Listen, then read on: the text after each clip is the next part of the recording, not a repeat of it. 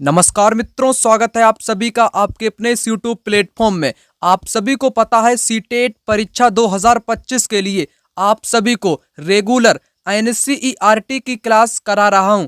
आज मैं बात करने वाला हूं एक महत्वपूर्ण टॉपिक की। उस टॉपिक का नाम है जनजातियां, खानाबदोश और एक जगह बसे हुए समुदाय। इस टॉपिक में मुख्य तौर पर हम लोग किसकी बात करेंगे? वंजारा जनजाति की बात करने वाले हैं। उसी के साथ गोंड साम्राज्य की बात करेंगे और उसी के साथ एक महत्वपूर्ण जनजाति आती है आपकी अहोम। अहोम के बारे में, इन तीन टॉपिक के बारे में इस चैप्टर में अध्ययन करने वाले हैं और इन्हीं से एग्जाम में बार बार क्वेश्चन आया करता है। जितना आपको बताऊंगा उतना पीवाईक्यू क्वेश्चन भी आपको यहाँ पर कराऊंगा, इसलिए यह वीडियो आप लोग बेहतरीन ढंग से देखने का प्रयास करना और हर चीज आप लोग बेहतर ढंग से समझ सको, इसलिए बीच बीच में आपको पीवाईक्यू क्वेश्चन भी कराऊंगा। आपकी स्क्रीन पर क्वेश्चन आप लोग देख ही पा रहे होगे। इस टॉपिक से बहुत सारे एग्जाम में क्वेश्चन आए हुए हैं। इस उपमहाद्वीप के बड़े हिस्से में समाज वर्ण के नियमानुसार पहले से ही विभाजित था। ब्राह्मणों द्वारा सुझाए गए नियम बड़े बड़े राज्यों के राजाओं द्वारा स्वीकार किए गए थे। इससे ऊंच और नीच तथा अमीर और गरीब के बीच का फासला बढ़ा। तो यहाँ पर कहने का मतलब है उस दौरान, ठीक है ना, जो ब्राह्मणों के द्वारा जो नियम बनाए गए थे, वर्ण व्यवस्था बनाई गई थी, ब्राह्मण, क्षत्रिय, वैश्य, शूद्र, वो यहाँ पर अपनाया जाता था, है ना। इसलिए जो बड़े बड़े राज्य के राजा जो थे, उन्होंने अपने राज्यों में यही सब कुछ स्वीकार कर लिया था, वर्ण व्यवस्था को। इसलिए ऊंच नीच और गरीब के बीच का बहुत बड़ा फासला सामने आ गया था। दिल्ली के सुल्तानों और मुगलों के काल में श्रेणीबद्ध समाज ज्यादा जटिल था यानी कि कठिन था। सुल्तान के टाइम, दिल्ली सल्तनत के टाइम और मुगल काल के टाइम जो श्रेणीबद्ध समाज था ना, यह बहुत कैसा था? कठिन था यानी कि जटिल था। महत्वपूर्ण पॉइंट था। उसके बाद यहाँ पर बात करने वाला हूं, महत्वपूर्ण कुछ चीजें आपकी दी गई हैं। जैसे यहाँ पर पॉइंट है जनजातीय लोग कौन थे, महत्वपूर्ण है। आखिर जनजातीय लोग कौन थे, इनके बारे में हम लोग कैसे जानते हैं, इनके बारे में कौन से स्रोतों का उपयोग किया जाता है, वही सब कुछ यहाँ पर 2 से 3 पॉइंट बताऊंगा, जहां से परीक्षा में पेडागोजी के भी क्वेश्चन आया करते हैं। समकालीन इतिहासकारों और मुसाफिरों ने जनजातियों के बारे में बहुत कम जानकारी दी। जितना मैं आपको बताऊं वो सभी आप लोग महत्वपूर्ण समझ लेना। देखो, जो जनजातीय लोग थे, ये दरअसल ऐसे क्षेत्र में रहा करते थे जहां पर सामान्य लोग नहीं रहा करते थे। ये जंगलों में रहा करते थे। इनके पास लिखने के लिए कागज नहीं था, पेन नहीं था, यानी कि इनके पास संसाधन उतने उपयुक्त मतलब कि उपलब्ध नहीं थे जितने होने चाहिए थे। इसलिए जो यात्री थे या जो मुसाफिर थे, जनजातियों के बारे में बहुत कम जानकारी इन्होंने दी है। कुछ अपवादों को छोड़ दें तो जनजातीय लोग भी लिखित दस्तावेज नहीं रखते थे। यह सबसे ठोस यहाँ पर बात कही गई है कि लिखित दस्तावेज नहीं रखते थे। वही मैंने आपको बताया, उनके पास कॉपी पेन हुआ ही नहीं करता था जो कि वो लिख सकें अपने बारे में, तो वो लिखित दस्तावेज नहीं रखते थे। लेकिन समृद्ध रीति रिवाजों और बाचिक यानी कि मौखिक परंपराओं का वो संरक्षण करते थे। ये परंपराएं हर नई पीढ़ी को विरासत में मिलती थी। यहाँ पर कहने का मतलब है 3 पॉइंट मैंने बताए जो महत्वपूर्ण है। देखो, पहला बात यहाँ पर है, जो यात्री थे या मुसाफिर थे, उन्होंने जनजातीय लोगों के बारे में बहुत कम जानकारी दी है, पहली बात। दूसरी बात है कि वे लिखित दस्तावेज नहीं रखते थे। तीसरी बात है वो रीति रिवाजों के जरिए, मौखिक परंपराओं के जरिए, ठीक है ना, वो अपना इतिहास आगे बढ़ाते गए, ठीक है ना। जैसे कोई पुत्र, जैसे पिता है, पिता ने पुत्र को बताया, फिर उसके पुत्र ने अपने पुत्र को बताया। इसी प्रकार से परंपराएं चलती रहीं। रीति रिवाज के जरिए मौखिक परंपराओं का संरक्षण वे करते थे। ये परंपराएं हर नई पीढ़ी को विरासत में मिलती थी। उसके बाद आज के इतिहासकार जनजातियों का इतिहास लिखने के लिए इन बाचिक परंपराओं में लगे हुए हैं, तो बाचिक परंपराओं का ही इस्तेमाल करते हैं। यहाँ से एग्जाम में 2 से 3, कम से कम तो 5 तो क्वेश्चन अब तक एग्जाम में आए हुए हैं। पेडागोजी में भी बहुत बार एग्जाम में क्वेश्चन आता है। क्वेश्चन की मैं बात कर लूं, क्वेश्चन आपकी स्क्रीन पर आप लोग देख पा रहे होगे, क्वेश्चन आपकी स्क्रीन पर आप लोग देख पा रहे होगे जो मैंने अभी कराया। यहाँ पर क्वेश्चन आपकी स्क्रीन पर आ चुका होगा। यहाँ पर क्वेश्चन में कहा गया है, आदिवासी लोगों के ऐतिहासिक पुनर्निर्माण के संदर्भ में निम्नलिखित में से कौन सा गलत है? गलत वाला बताना है, ठीक है ना। समकालीन इतिहासकार यात्री जनजातियों के बारे में अपर्याप्त जानकारी देते हैं। अपर्याप्त जानकारी देते हैं यानी कि बहुत कम जानकारी देते हैं, ये कथन आपका सही दिया गया है, परंतु आपको गलत बताना है। अधिकांश आदिवासी समूह लिखित अभिलेख रखते हैं। लिखित कहाँ से रखेंगे, लिखित दस्तावेज नहीं रखते हैं, उनके पास कॉपी पेन वगैरह कुछ हुआ नहीं करता था, ये बातचीत परंपराओं का करते हैं। आदिवासी लोगों ने समृद्ध रीति रिवाजों और मौखिक परंपराओं को संरक्षित किए, ये सही है। दूसरा वाला गलत है, यानी कि दूसरा गलत है, वो लिखित दस्तावेज नहीं रखते थे। आदिवासी समाज अपनी विविध आवश्यकताओं के लिए एक दूसरे पर निर्भर थे, ये तो बात सही है। तो यहीं से एग्जाम में क्वेश्चन आया था, आपने यहाँ पर इस क्वेश्चन को देख लिया और मैंने आपको बेहतरीन ढंग से यहाँ पर करा भी दिया। तो आपको यहाँ पर पता चल गया होगा, जो मैंने अभी आपको क्वेश्चन कराया, ये नोट्स जो कि मैंने खुद तैयार आप सभी लोगों के लिए किए हैं, जो कि आपको मिनिमम प्राइस में मिलने वाला है। नोट्स की खासियत की मैं बात करूं, इसमें आपको टॉपिक वाइज यानी कि complete NCERT, history, geography, polity आपको मिलेगा।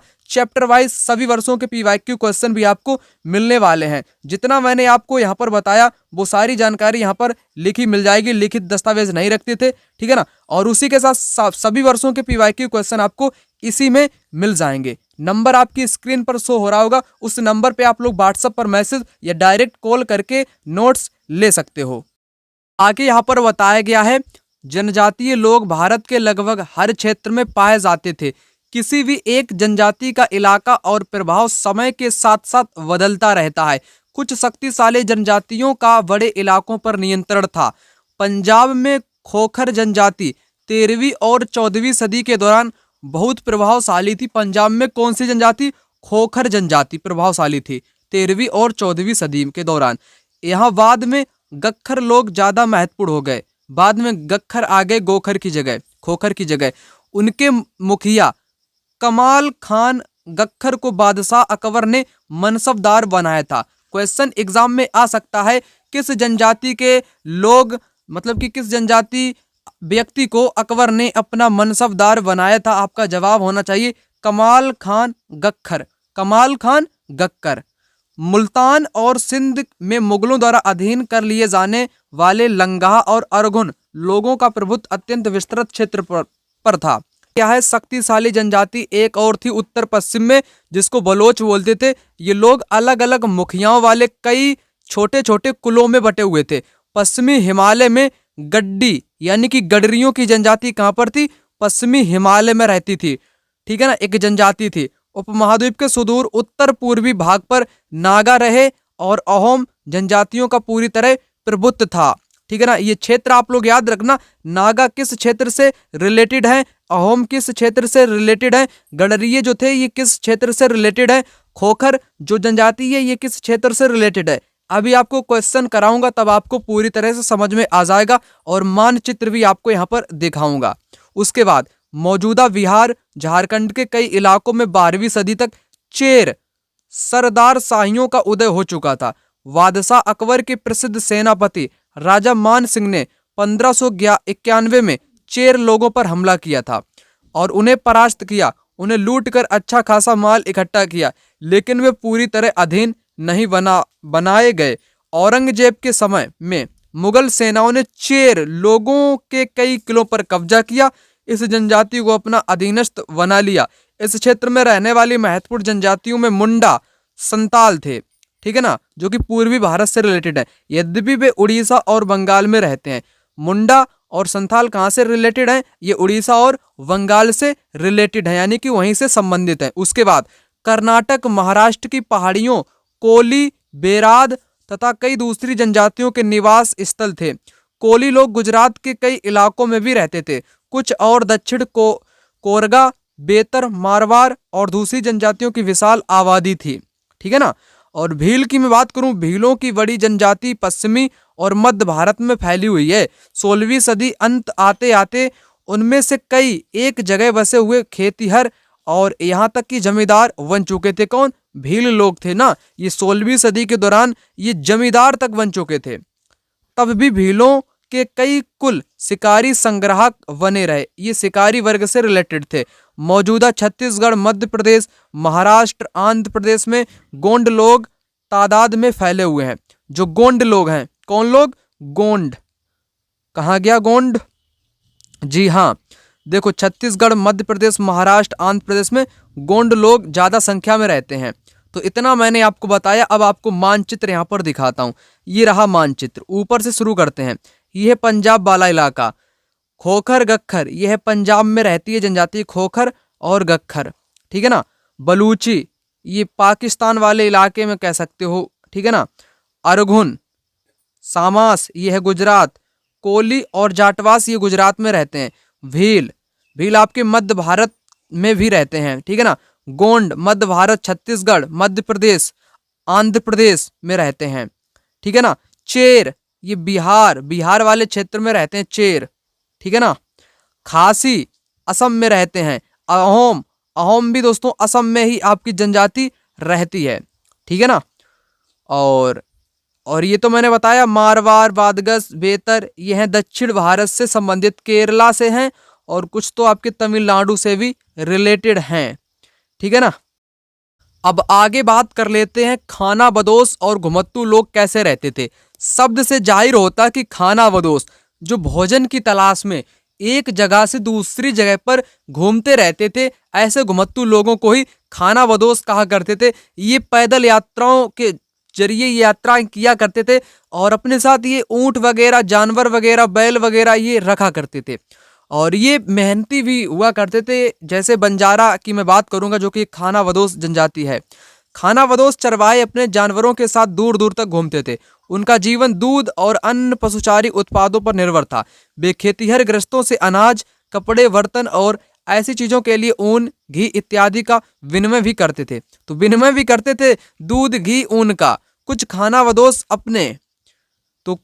बदोश अपने जानवरों पर सामानों की ढुलाई का काम भी किया करते थे। क्या करते थे? सामानों की ढुलाई का काम करते थे जानवरों से। एक जगह से दूसरी जगह आते जाते वे सामानों की खरीद फरोख्त करते थे। वही एक उदाहरण मिलता है बंजारा। बंजारा लोग सबसे महत्वपूर्ण व्यापारी खाना बदोश थे। तो बंजारा कैसे थे? व्यापारी थे, खाना बदोश लोग थे। उनका कारवां टांडा कहलाता था। कारवां क्या कहलाता था? टांडा कहलाता था। सुल्तान अलाउद्दीन खलजी बंजारों का ही इस्तेमाल नगर के बाजारों तक अनाज की ढुलाई के लिए करते थे। तो यहाँ से एग्जाम में एक क्वेश्चन आया हुआ है कि कौन सा सुल्तान बंजारों का प्रयोग किया था अनाज ढोने के लिए, ठीक है ना। तो उस सुल्तान का नाम क्या है भाई? अलाउद्दीन खलजी उस सुल्तान का नाम है। शायद क्वेश्चन यहाँ पर आप लोग देख सकते हो, क्वेश्चन आपकी स्क्रीन पर रहा, यहाँ पर है निम्नलिखित में से किस सुल्तान ने अनाज को शहर के बाजारों में भेजने के लिए बंजारों का प्रयोग किया था?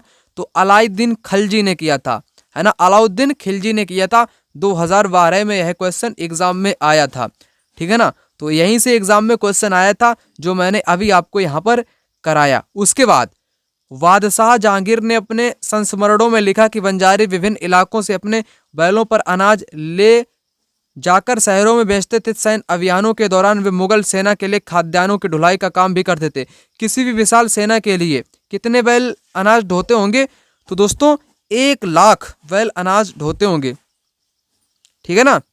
उसके बाद आगे बात कर लेते हैं। यहाँ पर क्या लिखा है? बंजारों के बारे में बताया गया है। 17वीं सदी के आरंभ में भारत आने वाले अंग्रेज व्यापारी पीटर मुंडी ने बंजारों का वर्णन किया है। क्वेश्चन अगर एग्जाम में आ जाए, पीटर मुंडी कौन था? पीटर मुंडी एक अंग्रेज अधिकारी था या अंग्रेज व्यापारी था जिसने बंजारों का सबसे पहले वर्णन किया था, ठीक है ना, पीटर मुंडी ने।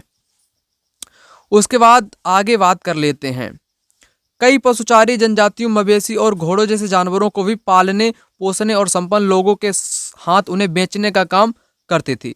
छोटे मोटे फेरी वालों की विभिन्न जातियां भी एक गांव से दूसरे गांव में भ्रमण करती थी। ये लोग रस्सी, सरकंडे, चीजें, फूस की चटाई और मोटे बोरे जैसे माल बनाते और बेचते थे, ठीक है ना। तो इतना मैंने आपको यहाँ पर समझा दिया। उसके बाद यहाँ पर ज़्यादा महत्वपूर्ण जानकारी नहीं है, ज़्यादा महत्वपूर्ण जानकारी इस बॉक्स में लिखी हुई है। इस बॉक्स से भी एग्जाम में क्वेश्चन आया हुआ है, अभी कराऊंगा आपको। वर्तमान तमिलनाडु के तिरुचिरापल्ली तालुक में स्थित उय्याकोंडन उदयार के 12वीं शताब्दी के अभिलेख में ब्राह्मणों की एक सभा के विचार विमर्श का वर्णन मिलता है। तो अभिलेख है आपका तालुक में स्थित उय्याकोंडन उदयार। वे रथकरों यानी कि रथ बनाने वाले लोग की सामाजिक स्थिति पर विचार विमर्श करते हैं। उन्होंने इस जाति के कामकाज तय किए जिनमें वास्तुकला, रथों, गाड़ियों का निर्माण, मंदिर द्वारा बनाना, मूर्तियां स्थापित करना, बलि के लिए लकड़ियों से बने साज सामान तैयार करना, मंडप बनाना, राजा के लिए जेवर बनाना शामिल है। क्वेश्चन परीक्षा में यहाँ से आया था, 12वीं शताब्दी के निम्नलिखित में से किस शिलालेख में रथ करो यानी कि रथ निर्माताओं की स्थिति पर विचार किया गया था। तो यहाँ पर इस क्वेश्चन का राइट आंसर आपका क्या हो जाएगा, उय्या कोंडन उदयार, जो कि ब्राह्मणों की एक सभा थी। ठीक है ना, यहीं से एग्जाम में क्वेश्चन आया था। इस चैप्टर में मैंने आपको बताया 2 महत्वपूर्ण जनजातियों के बारे में अध्ययन करेंगे। पहली है गोंड। गोंड जनजाति से एग्जाम में बार बार क्वेश्चन आता है, और दूसरी जनजाति रहेगी अहोम। ठीक है ना, इन दोनों के बारे में यहाँ पर आपको विस्तृत ढंग से समझाना पड़ेगा। तो चलिए सबसे पहले बात कर लेते हैं गोंड जनजाति की। गोंड लोग गोंडवाना नामक विशाल वन प्रदेश में रहते थे, यानी कि जंगल वाले क्षेत्र में रहा करते थे। वे स्थानांतरीय कृषि अर्थात जगह बदल बदल कर की जाने वाली खेती को किया करते थे। विशाल गोंड जनजाति कई छोटे छोटे कुलों में बटी हुई थी। प्रत्येक कुल का अपना राजा या राय होता था। जिस समय दिल्ली के सुल्तानों की ताकत घट रही थी, उसी समय कुछ बड़े गोंड राज्य छोटे गोंड सरदारों पर हावी होने लगे थे। अकबर के शासनकाल के एक इतिहास अकबरनामा में उल्लिखित है कि गढ़कटंगा के गोंड राज में 70,000 गांव थे। कितने गांव? 70,000 गांव थे। ऐसा किसमें वर्णन मिलता है? तो अकबरनामा किताब में मिलता है। पहले वाली वीडियो में मैंने आपको बताया था अकबरनामा किताब के बारे में। इस किताब को अबुल फजल ने लिखा है। किसने लिखा है? अबुल फजल ने लिखा है, जो कि अकबर का करीबी मित्र था, दरबारी लेखक था। अबुल फजल अकबरनामा को लिखा है। अकबरनामा के 3 पार्ट थे, पहला पार्ट, दूसरा पार्ट और तीसरा पार्ट। पहले पार्ट में अकबर के पूर्वजों का वर्णन था, दूसरे में अकबर की शासनकाल की घटनाओं का वर्णन था, तीसरे में, जिसको तीसरे को बोलते हैं आईने अकबरी। आईने अकबरी से बार बार एग्जाम में क्वेश्चन आता था, वो भी मैंने आपको कंप्लीट कराया था। ठीक है ना, तो अकबरनामा ग्रंथ में गढ़कटंगा के गोंड राज्य में 70,000 गांव का उल्लेख मिलता है। यहाँ से एग्जाम में 2 से 3 क्वेश्चन आए हुए हैं, केवल इतने ही स्टेटमेंट से। तो उस क्वेश्चन को आपके सामने यहाँ पर रख देता हूँ क्वेश्चन को। ठीक है ना, तो क्वेश्चन आपकी स्क्रीन पर आ चुका होगा, आप लोग यहाँ पर देख पा रहे होंगे। तो क्वेश्चन आपने यहाँ पर देख लिया। गोंड राज्य गढ़कटंगा में 70,000 गांव थे, इसे उल्लेखित किया गया है 2022 में आया हुआ क्वेश्चन। तो अकबरनामा में है ना, अकबरनामा किताब अबुल फजल ने लिखी, जिसमें 70,000 गांव का उल्लेख किया गया है गोंड साम्राज्य के गढ़कटंगा राज्य में। ठीक है ना, आपने यहाँ पर क्वेश्चन तो देख ही लिया होगा। और उसके बाद यहाँ पर भी क्वेश्चन आया था दूसरी बार, निम्नलिखित में से किस ग्रंथ या किताब में गढ़कटंगा के गोंड साम्राज्य का उल्लेख मिलता है जिसमें 70,000 गांव थे?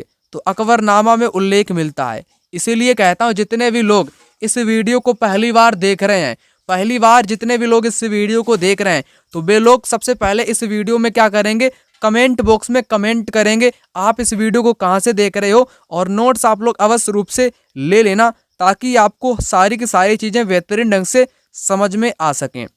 उसके बाद 70,000 गांव मैंने जान लिए। उसके बाद इन राज्यों की प्रशासनिक व्यवस्था केंद्रीकृत हो रही थी, राज्य गढ़ों में विभाजित हो रहे थे। जो राज्य थे वो गढ़ में डिवाइड हो रहे थे। जो हर गढ़ था किसी खास गोंड कुल के नियंत्रण में था। ये पुनः 84 गांवों की इकाइयों में विभाजित होते थे, जिन्हें 84 कहा गया। उसके बाद आगे यहाँ पर है 84 का उप विभाजन बरहोतों में होता था। बरहोतों में होता था, जो 12 गांव को मिलाकर बनते थे। उसके बाद आगे बड़े राज्यों के उदय ने गोंड समाज के चरित्र को बदल डाला। उनका मूलतः बराबरी वाला समाज धीरे धीरे असमान सामाजिक वर्गों में विभाजित हो गया। ब्राह्मण लोगों ने गोंड राजाओं से अनुदान में भूमि प्राप्त कर ली और अधिक प्रभावशाली बन गए। गोंड सरदारों को अब राजपूतों के रूप में मान्यता प्राप्त की चाहत हुई। जो गोंड, ये पहले एक तरीके से जनजातीय लोग ही थे ना गोंड, धीरे धीरे ये विकसित होने लगे, तो ये अपने आप को बड़ा सरदार कहने लगे और राजपूतों के रूप में अपनी मान्यता को स्थापित करने लगे। इसलिए गढ़कटंगा के गोंड राजा अमनदास ने संग्राम शाह की उपाधि धारण की। अमनदास ने संग्राम शाह की उपाधि धारण करी। उसका पुत्र था दलपत ने महोबा के चंदेल राजपूत राजा सालवाहन की पुत्री राजकुमारी दुर्गावती से विवाह किया। दुर्गावती की इंटरेस्टिंग कहानी अभी आपको सुनाऊंगा, ठीक है ना। तो अमनदास था, उसने संग्राम शाह की उपाधि धारण कर ली, और अमनदास का पुत्र था दलपत, है ना। दलपत महोबा के चंदेल राजपूत राजा सालवाहन की पुत्री से उसने विवाह कर लिया, जिसका नाम था रानी दुर्गावती, ठीक है ना। रानी दुर्गावती के बारे में अभी आपको बताऊंगा। दलपत, जो रानी दुर्गावती का पति देव था ना, दलपत की मृत्यु कम उम्र में हो गई थी। रानी दुर्गावती अब विधवा हो चुकी थी, वो लेकिन बहुत योग्य थी दुर्गावती, और उसने अपने 5 साल के पुत्र वीर नारायण के नाम पर शासन की कमाल संभाली। उसके समय में राज्य का और अधिक विस्तार हुआ, ठीक है ना। 1565 में आसिफ खान के नेतृत्व में मुगल सेनाओं ने गढ़कटंगा पर हमला किया। रानी दुर्गावती ने इस मतलब कि जमकर सामना किया था इसका, आसिफ खान का। उसकी हार हुई और उसने समर्पण किया, ठीक है ना। उसके बाद आगे यहाँ पर बताया गया है, हार स्वीकार करने के बजाय मर जाना बेहतर समझा। उसका पुत्र भी तुरंत बाद में लड़ता हुआ मारा गया, यानी कि रानी दुर्गावती भी मारी गई और उसका पुत्र भी बाद में मारा गया। तो अगर आप लोग रानी दुर्गावती का किला देखना चाहोगे, रानी दुर्गावती का किला मैंने देखा है, ठीक है ना। तो रानी दुर्गावती का किला है कहाँ पर, ये भी तो आपको बता दूं। रानी दुर्गावती का किला ये आपके है कहाँ पर, दुर्गावती का किला ये है मध्य प्रदेश में, एमपी यानी कि मध्य प्रदेश में एक सिटी है आपका जबलपुर, है ना। जबलपुर में है रानी दुर्गावती का किला, जो कि बहुत ऊंचाई पे बनाया गया है। इसको मैंने देखा है, वहाँ गया था मैं, ठीक है ना। और वहाँ का एक पत्थर है ना, और पत्थर पर ही एक प्रकार से किला बना हुआ है, बहुत ऊंचाई पर किला बनाया गया है, पत्थर को काट कर किला को बनाया गया है। और उस किले के चारों ओर का क्षेत्र बहुत ऊंचाई पर है, ठीक है ना। और उसके चारों तरफ मेरे को लगा था कि तालाब वगैरह होंगे ना, चारों तरफ तालाब थे। तो वहां से रानी शासन किया करती थी, चारों तरफ तालाब थे, और दुश्मनों की निगरानी उसी ऊंचे क्षेत्र से किया करती थी। एक महल जैसा बना हुआ है रानी दुर्गावती का किला, आप लोग नेट पर भी सर्च करके देख सकते हो। उसके बाद यहाँ पर ये देखो एक दरवाजा दिया गया ना, रुको क्या हुआ, यहाँ पर एक नक्काशीदार दरवाजा गोंड जनजाति बस्तर मध्य प्रदेश से ये वाला मिला हुआ है चित्र, ठीक है ना, जिसमें हाथी बकरी वगैरह कुछ को छापा गया है यहाँ पर। चलिए आगे बात कर लेते हैं। उसके बाद देखो यहाँ पर क्या लिखा है, गढ़कटंगा एक समृद्ध राज्य था। जो गढ़कटंगा राज्य की अब विशेषता की बात कर रहा हूँ, ये बहुत शक्तिशाली राज्य था। इसने हाथियों को पकड़ने और दूसरे राज्यों में उनका निर्यात करने में व्यापार से बहुत अच्छा धन कमा लिया था। क्योंकि जंगली वाला क्षेत्र था, वहां से क्या हुआ था, वहां से क्या होने लगा था कि हाथी बहुत अधिक थे, हाथी का व्यापार होने लगा, हाथी को पकड़ पकड़ कर ये लोग बेचने लगे थे, बहुत धन कमा लिया था। जब मुगलों ने गोंडों को हराया तो उन्होंने लूट में बेशकीमती सिक्के और हाथी बहुआयात में हथिया लिए, बहुत हथियार लिए थे। उन्होंने राज्य का एक भाग अपने कब्जे में ले लिया और शेष वीर नारायण के चाचा चंद्र शाह को दे दिया था मुगलों ने।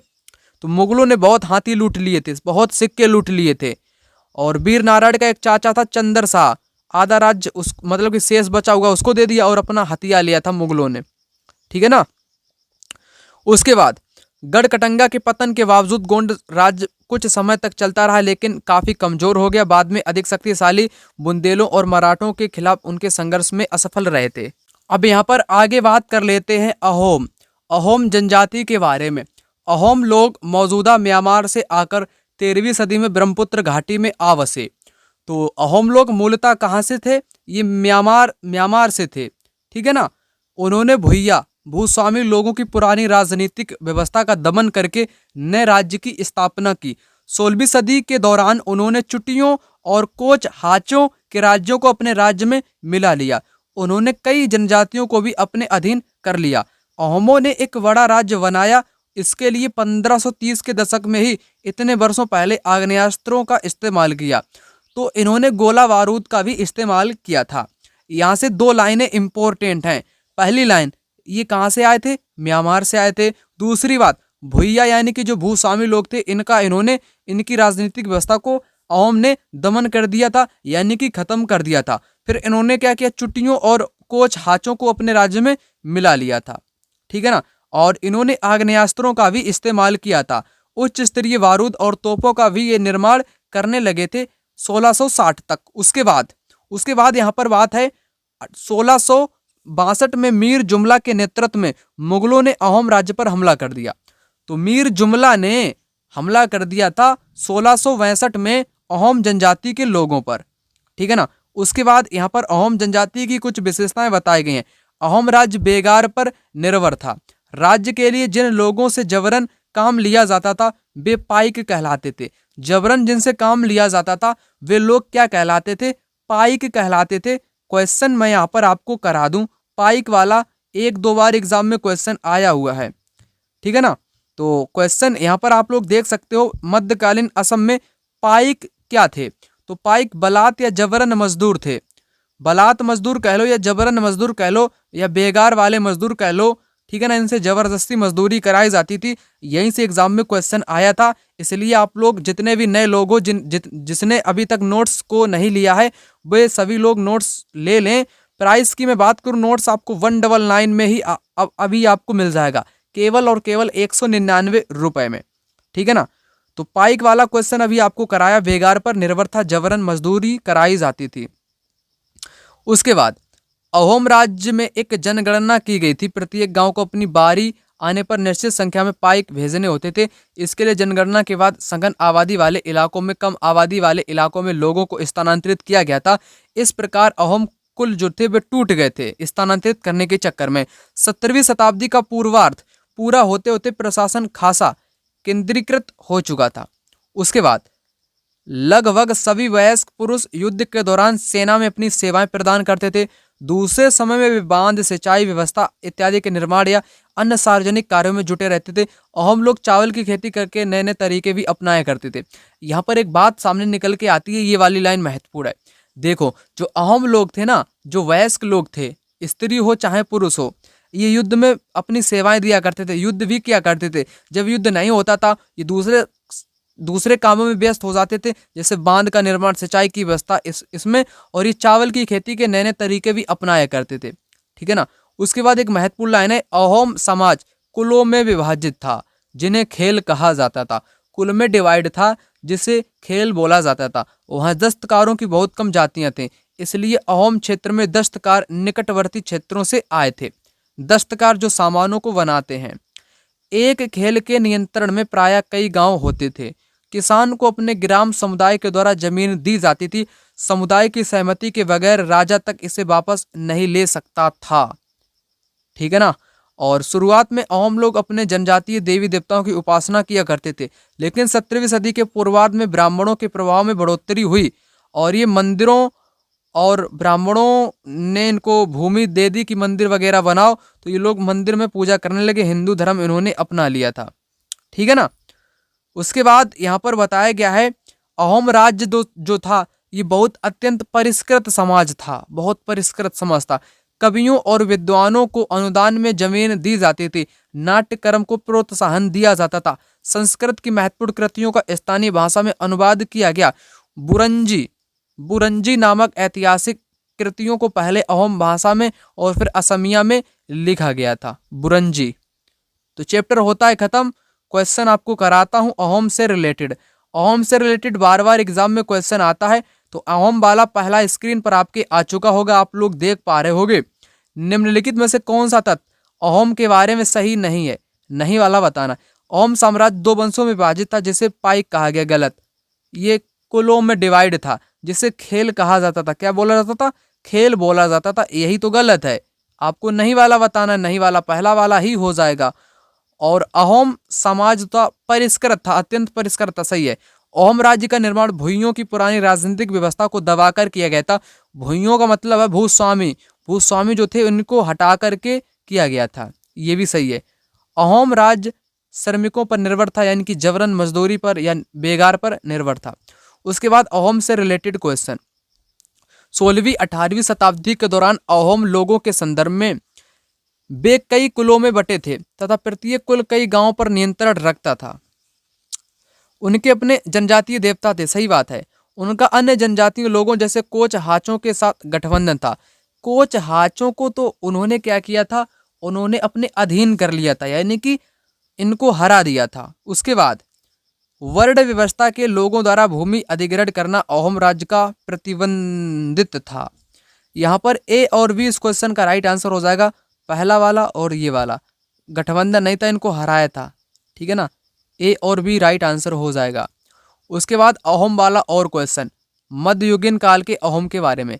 वह मौजूदा म्यांमार से आए हुए प्रवासी थे, सही बात है, म्यांमार से आए थे ना, ब्रह्मपुत्र घाटी में बस गए थे। अहोम राज उनकी सेना के लिए स्वैच्छिक सेवा पर निर्भर था।